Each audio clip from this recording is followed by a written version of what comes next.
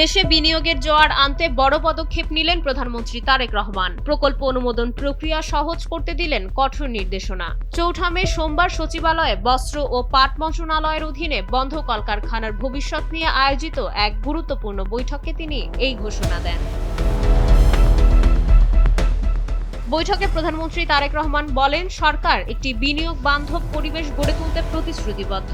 এ লক্ষ্য অর্জনে বিনিয়োগ প্রক্রিয়ায় বিদ্যমান জটিলতা দূর করা জরুরি। প্রধানমন্ত্রী প্রকল্প অনুমোদন প্রক্রিয়া সহজ ও সময়োপযোগী করার নির্দেশ দিয়ে বলেন, যেসব মন্ত্রণালয় বা দপ্তরের অনুমোদন অপরিহার্য নয়, সেগুলো অনুমোদন প্রক্রিয়া থেকে বাদ দিতে হবে।